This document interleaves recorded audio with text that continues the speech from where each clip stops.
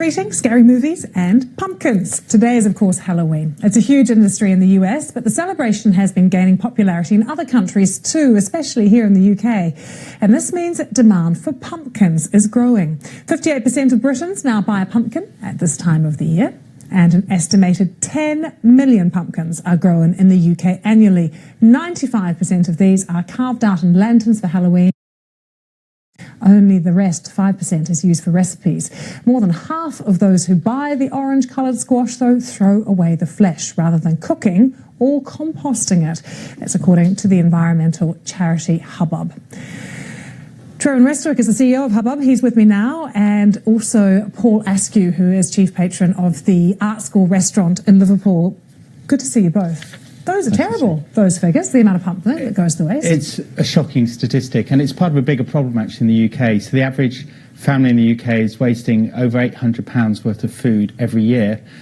So really, Pumpkin Rescue is about squashing food waste and just highlighting that, you know, pumpkins are for carving, but they're also for eating. And we haven't taken that bit of the American tradition into the UK. So we're very good at the carving bit, but we're not very good at the eating. Yeah, you don't even get a pumpkin pie here in the UK or anything similar, do you, Paul? A bit of soup, maybe. But yeah, we do. I think it could be used a lot in curries. There's a lot of Asian dishes, especially vegan food nowadays, which is on a massive rise. But you have to work quite hard to get flavour into pumpkin, and I think that's what puts people off. So that's my big question. As a New Zealander, I feel like our pumpkins are tastier, frankly. Well, you're bound to say that.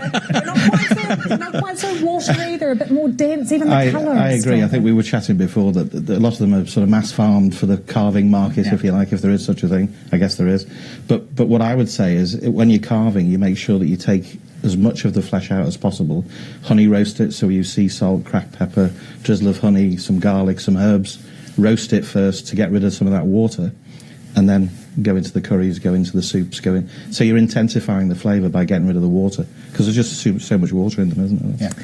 And what's your key message today? It's a similar thing. Don't, leave that lantern. It's very simple. It's eat your pumpkin. It's not that complicated. But a lot of people actually don't even see it as food. And when you go into supermarkets, they're called carving pumpkins, and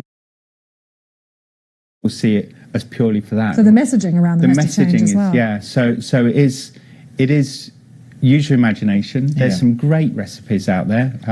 So we've amassed on the Hubbub website loads of recipes from risottos to curries. So there are things you can do with it. But the narrative is changing around food waste, and some of the big supermarkets have got on board as well. This must happen to the fact that we are becoming more aware of what we are increasingly, and it's great to see the supermarkets are doing things like getting rid of used by labels, because that was confusing people, so they were throwing away food that was edible.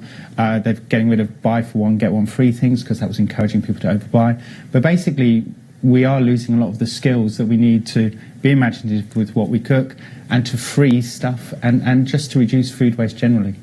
And Paul, are you aware of this in your kitchen, and are you seeing this as a big trend across restaurants as well? Massively so. I mean, we spend our lives teaching young chefs, the correct way of working with things, and we believe that you treat your ingredients as crown jewels, so it's whether it's a whole fish or a whole animal or great vegetables, you use everything. You treat it with respect, you treat it with value, and I think those are the things that are slightly missing from our current generation, if you like, and there's a huge skills gap in our industry, so I'm very keen to get that message out. And what about the consumers, the people you're actually cooking for? If you give them a part of a vegetable or a fish or a piece of meat that they're not used to eating, do they embrace that, or are people a bit cautious? No, I think in general people are more open-minded about those sort of things. I mean, it's happened a lot within the, meat and fish cookery. We call them the Cinderella cuts, maybe the bits that weren't so glamorous. It's not the fillet of beef, it's not the sirloin, it's the tail, it's the cheek, it's the tongue, and people are embracing those, and they have fantastic flavours.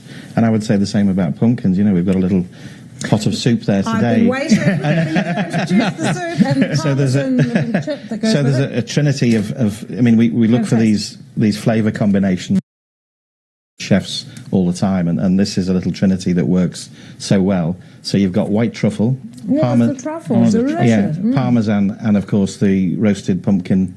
And in this case, there's butternut squash and some onion squash in there as well. So we tend to use the varieties that are available, and we've bought these ones to show you that, yes, they're beautiful and decorative, but guess what? We take them from the fireplace and then we cook with them as well. We don't put them in the compost bin or in the trash. We use them. And a quick word, we should use the seeds as well. Absolutely. Pumpkin seeds. Roasted. Roasted seeds.